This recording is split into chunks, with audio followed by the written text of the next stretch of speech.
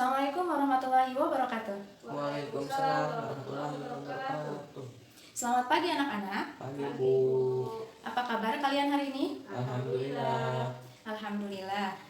Nah, sebelumnya Ibu akan mengecek kehadiran terlebih dahulu. Kanaya, Hadir. Dinda, Hadir. Dabas, Hadir. Reja, Hadir. Rama. Hadir. Oke, hadir semua ya. Ya Bu. Nah, sebelum itu kita akan membahas tentang transformasi. Ibu akan menjelaskan tujuan dari pembelajaran kali ini. Yang pertama, dapat menjelaskan pengertian macam-macam dari transformasi. Kemudian yang kedua, dapat menjelaskan pengertian, rumus, beserta dengan contoh dari translasi dan refleksi. Yang ketiga, dapat menyelesaikan masalah yang berkaitan dengan translasi dan refleksi. Oke, sebelum masuk ke pembelajaran, mari kita berdoa. Berdoa dalam hati, mulai. Selesai. Nah, pertemuan kali ini akan membahas tentang transformasi. Apa itu transformasi? Nah, sebelumnya ada yang pernah melihat film Transformer? Pernah Bu. Oke, apa itu film Transformer? Transformer itu film yang menceritakan perubahan kendaraan, mobil maupun tank menjadi sebuah robot yang memiliki senjata untuk menghabisi musuh. Oke, bagus. Transformer perubahan dari mobil ke robot. Nah, untuk transformasi sama yaitu perubahan, akan tapi transformer perubahan bentuk, kemudian transformasi yaitu perubahan posisi. Pengertian dari transformasi adalah perubahan posisi dari awal ke posisi akhir atau lainnya. Nah, Ibu akan menjelaskan 4 macam transformasi. Yang pertama apa saja? Ada yang tahu? Saya Bu. Oke, Reja, bagus. Apa? 1. Translasi atau pergeseran. Oke, yang kedua? Refleksi atau pencerminan. Yang ketiga? Rotasi atau perputaran. Yang keempat? Dilatasi atau perkalian. Oke, bagus Reja. Nah, pada pertemuan kali ini Ibu akan khususkan untuk membahas 2 macam transformasi. Apa saja yang tadi? Translasi atau pergeseran dan juga refleksi. Oke.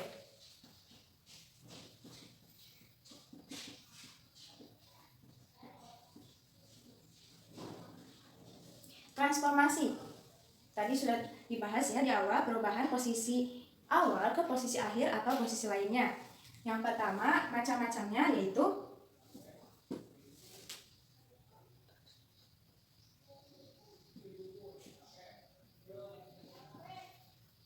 translasi, pergeseran. Nah, dalam kehidupan sehari-hari sering terjadi dengan translasi, seperti kita mendorong meja, kemudian kita mendorong kursi. Nah, itu kan perubahan dari posisi awal ke posisi akhir. Kemudian ada lagi perosotan.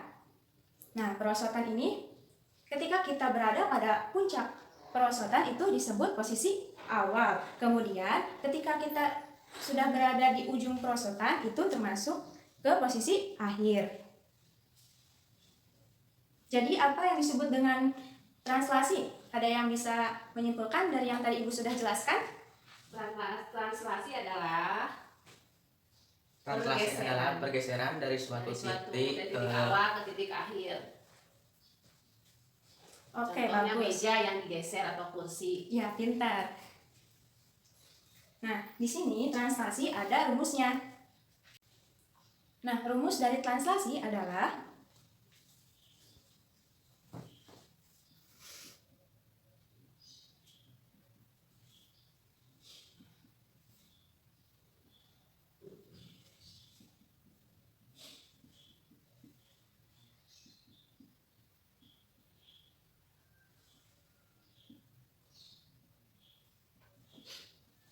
Nah, di sini ada titik X, Y.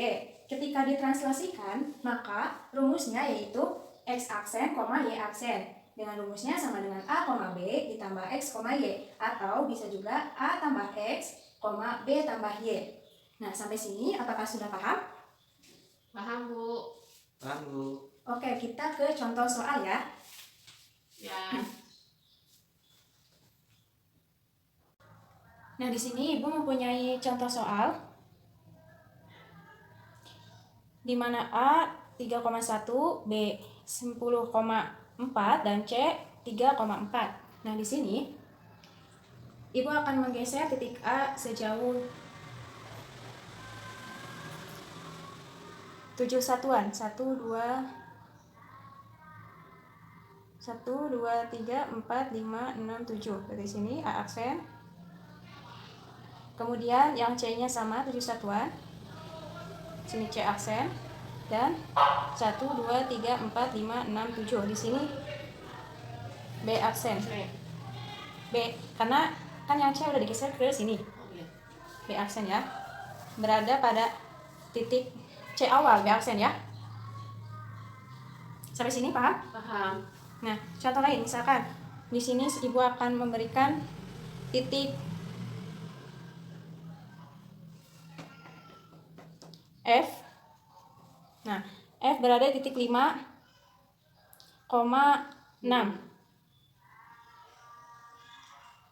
Ketika Ibu geserkan ke 1 2 3 ke sumbu Y menjadi titiknya di sini ya. F aksen. Nah, seperti ini. Paham?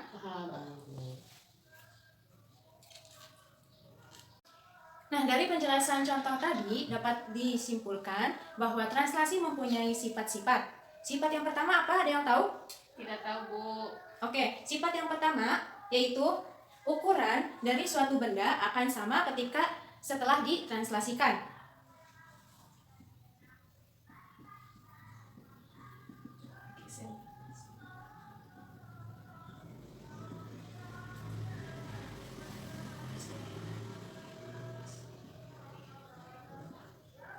Nah, ukuran bayangan setelah ditranslasikan akan sama dengan benda aslinya ya.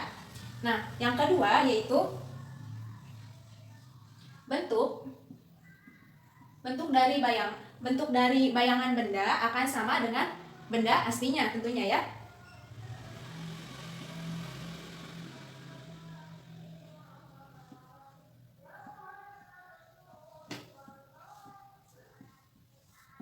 Nah, misalkan tadi mendorong meja.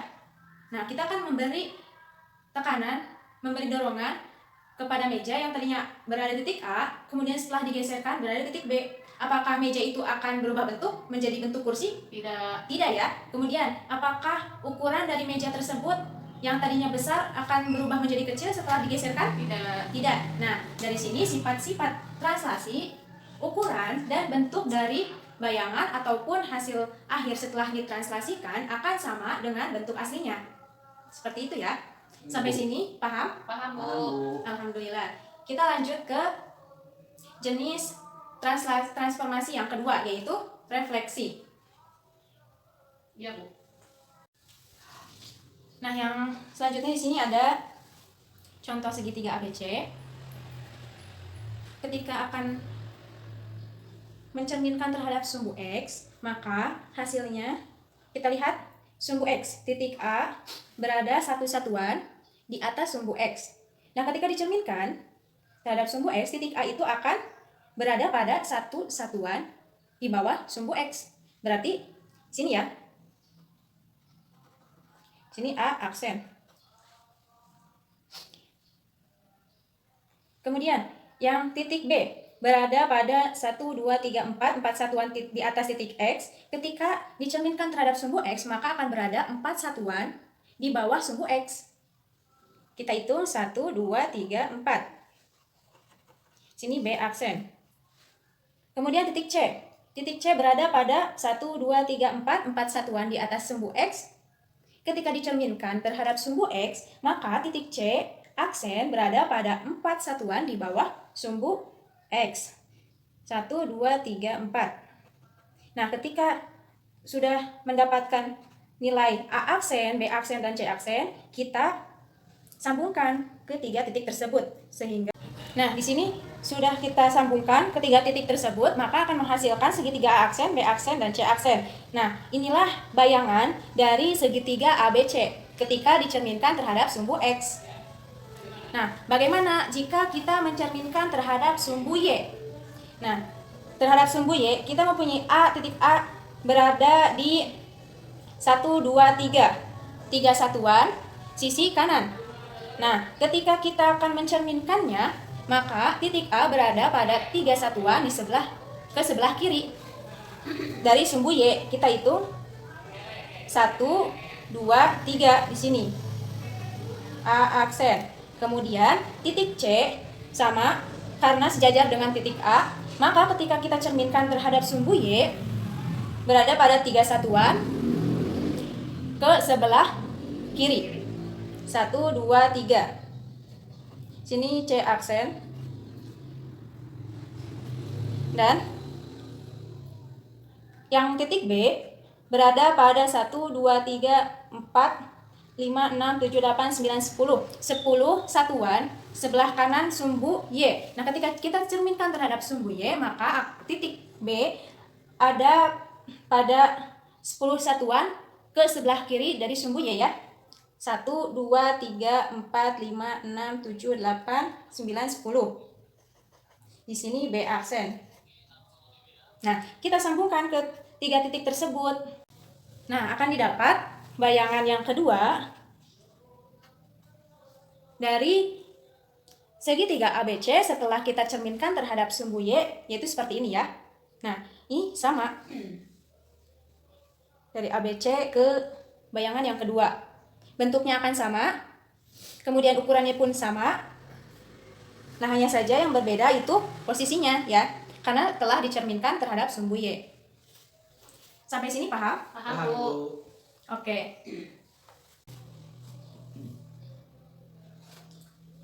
Rumus-rumus yang terdapat pada refleksi yang pertama, ketika X, Y direfleksikan atau dicerminkan terhadap sumbu X, maka hasil bayangannya adalah X, negatif Y. Kemudian, jika kita mencerminkan X, Y terhadap sumbu Y,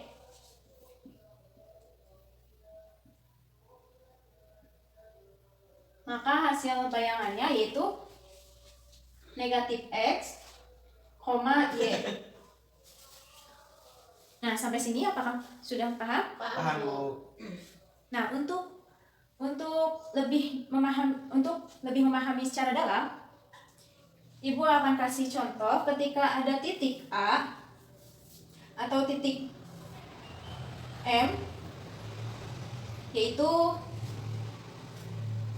negatif 2,3. Ketika kita cerminkan terhadap sumbu X, maka hasilnya yaitu apa? Terhadap sumbu X 2 kan rumusnya X-nya plus, kemudian yang berubah hanya di Y, ketika dia jadi yang tadinya plus menjadi min Y.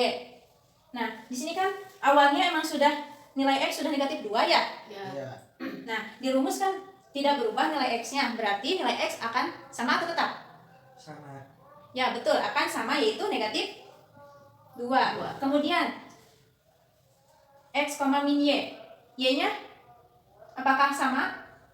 3 atau beda? Beda karena di sini rumusnya ketika X, Y dicerminkan terhadap sumbu X, hasilnya X min Y. X akan tetap, tidak akan berubah walaupun nilainya itu negatif. Kemudian ketika negatif, kemudian Y setelah dicerminkan terhadap sumbu X, dia akan menjadi positif. Nah, gini, kalau misalkan awalnya nilai Y-nya negatif, apakah hasil akhir setelah dicerminkan terhadap sumbu X akan negatif juga?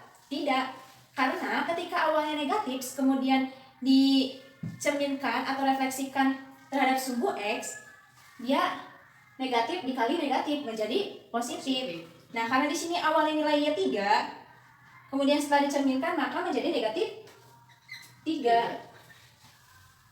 Jadi hasil bayangan dari M setelah dicerminkan terhadap sumbu X yaitu negatif 2, negatif 3. Sampai sini apakah masih bingung? Paham, Bu. Paham? Bu. Oke. kita ke contoh ketika dicerminkan terhadap sumbu Y ya. Misalkan sumbu titik P ibu punya 5,7. Ketika dicerminkan terhadap sumbu Y, maka hasilnya akan seperti apa? Gak tahu Bu. Nggak tahu. Nah, berarti yang tadi masih belum paham ya. Sekarang kita lebih paham lagi. 5, nilai X awalnya 5. Nah, kan di rumus yang berubah adalah X. Berubah negatif kan? Ya. 5 yang tadi nilainya kan positif. Jadi negatif. Jadi negatif berapa? 5. Negatif 5. Kemudian Y-nya berapa? 7. 7 karena tidak berubah. ya. Nah, jadi hasil bayangan atau hasil dari mencerminkan titik P terhadap sumbu Y hasilnya adalah negatif 5,7. Sampai sini apakah sudah paham? Paham Bu. Paham, alhamdulillah. Kemudian ada pencerminan terhadap garis Y sama dengan X.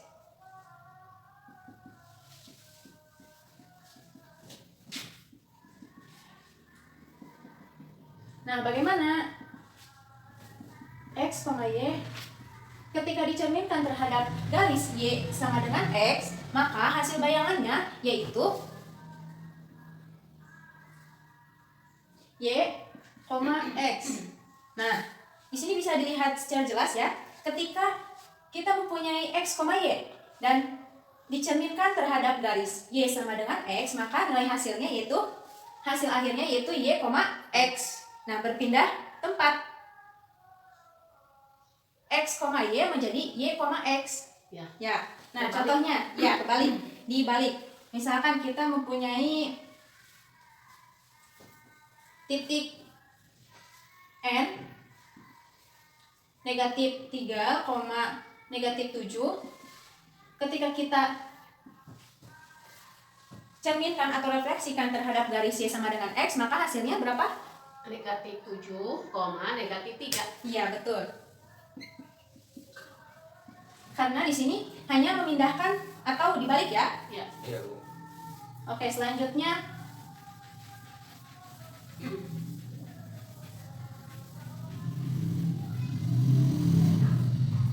dicerminkan terhadap garis Y sama dengan min X. Nah, tadi kan Y sama dengan X, sekarang Y sama dengan min X.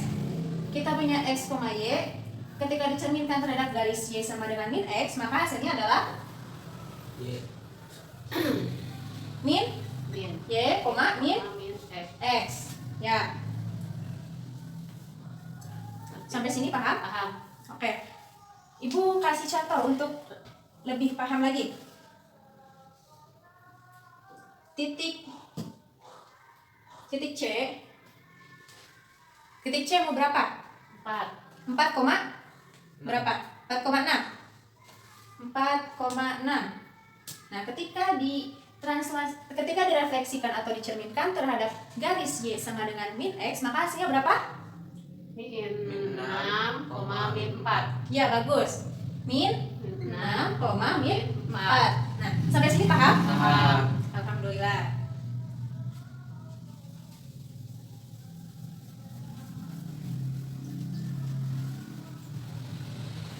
Kita lanjut ke rumus selanjutnya, yaitu ketika pencerminan terhadap garis X sama dengan H.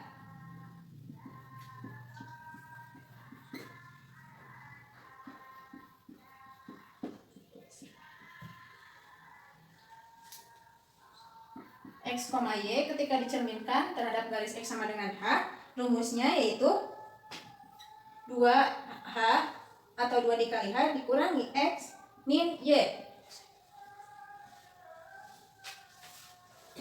Sampai rumus ini paham? Paham.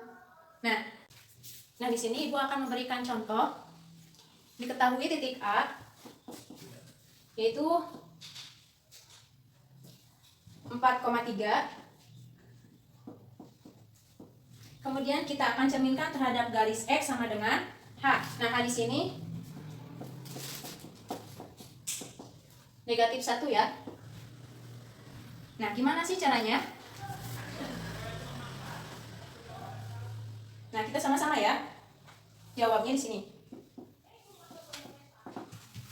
Rumusnya yaitu ketika X, Y dicerminkan terhadap garis X sama dengan H, yaitu 2H min X di koma Y.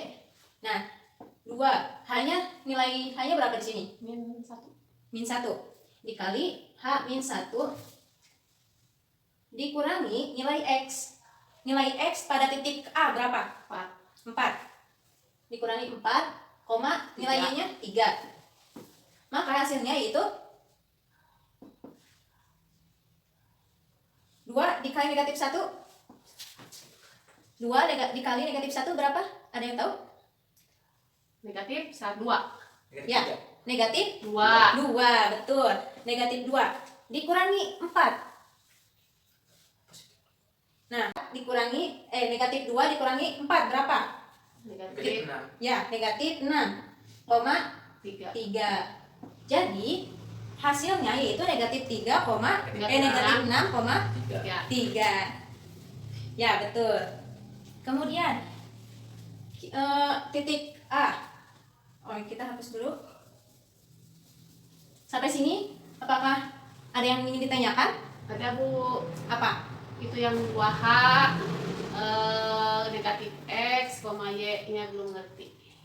Nah, di sini kan kita mempunyai titik A 4,3. Oh, itu hanya yang min 1 ya? Ya, nah 4,3 ini tuh sama dengan X, Y.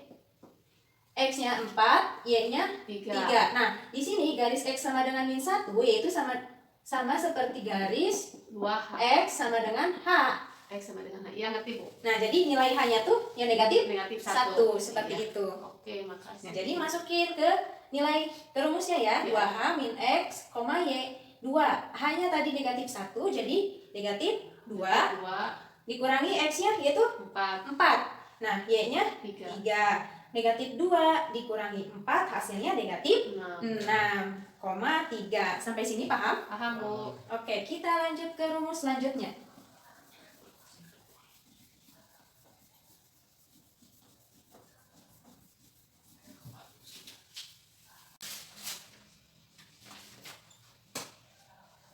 Oke, kita lanjut ke rumus selanjutnya, yaitu ketika pencerminan terhadap garis X,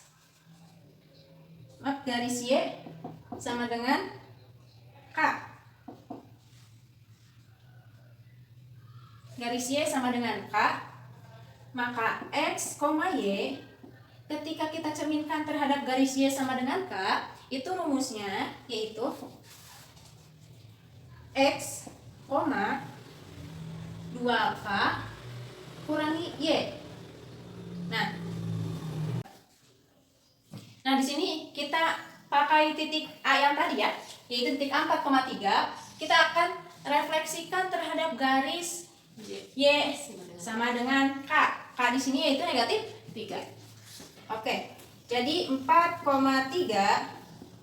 ketika direfleksikan seperti apa? X-nya 4, Ya, 2 kali min 3 dikurangi 3. Y-nya 3.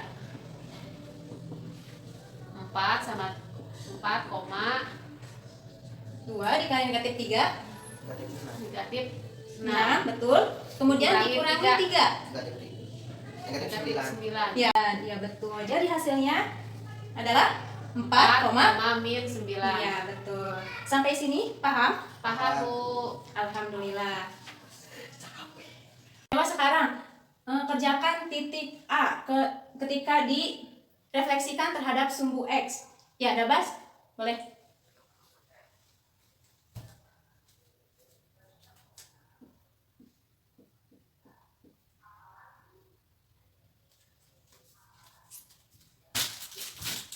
Ya, Betul ya? Jawabannya 7, negatif 4. Kenapa? Karena rumusnya ketika X, Y direfleksikan terhadap sumbu X, yaitu X, X, negatif Y. Y. Nah, sekarang apabila direfleksikan terhadap sumbu Y berapa?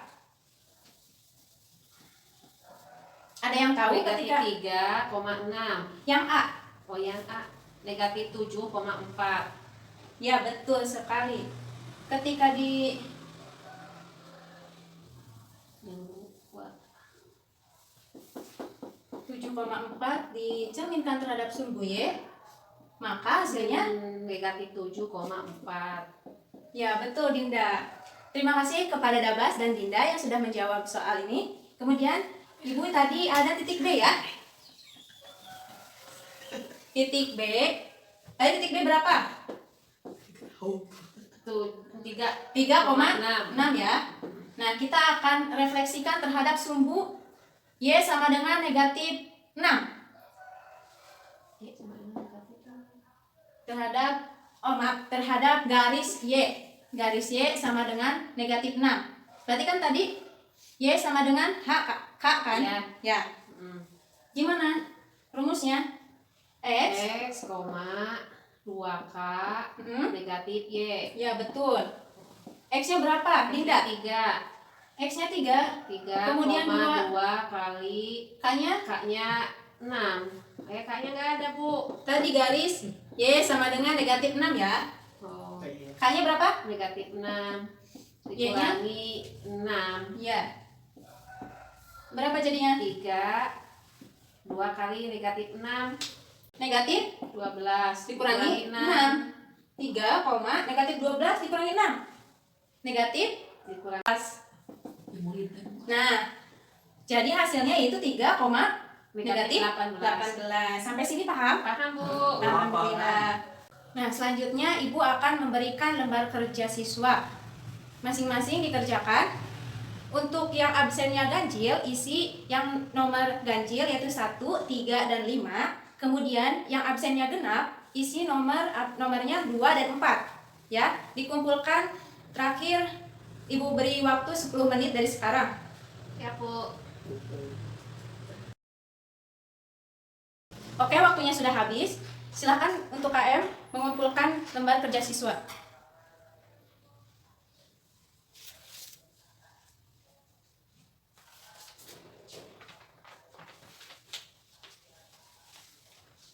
Selanjutnya, Ibu meminta kepada kalian siapa yang berani untuk menarik kesimpulan dari apa yang sudah kita jelaskan hari ini.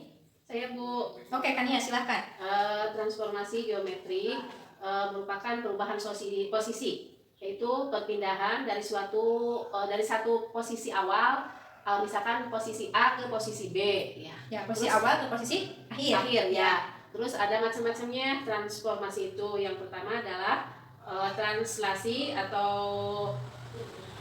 pergeseran, yang kedua refleksi pencerminan, yang ketiga rotasi perputaran, dan keempat dilatasi perkalian. Dah gitu, Bu.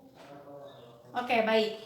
Terima kasih kepada Kania yang sudah menarik kesimpulan dari apa yang sudah kita jelaskan hari ini. Ibu menambahkan bahwa transformasi adalah perpindahan posisi dari titik awal ke titik akhir. Nah, macam-macam dari transformasi. Yang pertama ada translasi, yaitu pergeseran. Ya. Kemudian yang kedua ada refleksi atau pencerminan. Yang ketiga ada rotasi. Yang keempat ada dilatasi atau perkalian. Nah, yang kita bahas tadi yaitu ada 2, ya. Translasi dan refleksi. Translasi adalah pergeseran dari titik awal ke titik akhir. Ya.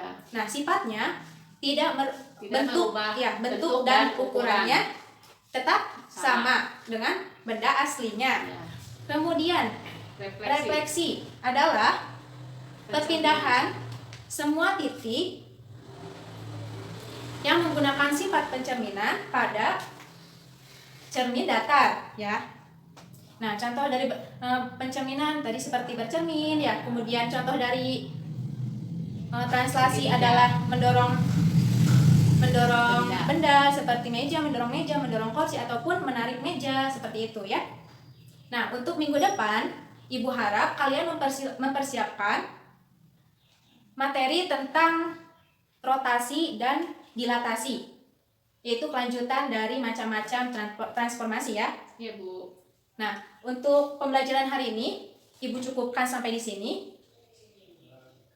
Ibu tutup dengan bacaan hamdalah. Alhamdulillahirabbil alamin. Baca doa kafaratul majlis. Subhanakallahumma wa bihamdika asyhadu an la ilaha illa anta astaghfiruka wa atubu ilaik. Ibu tutup. Assalamualaikum warahmatullahi wabarakatuh. Waalaikumsalam warahmatullahi wabarakatuh.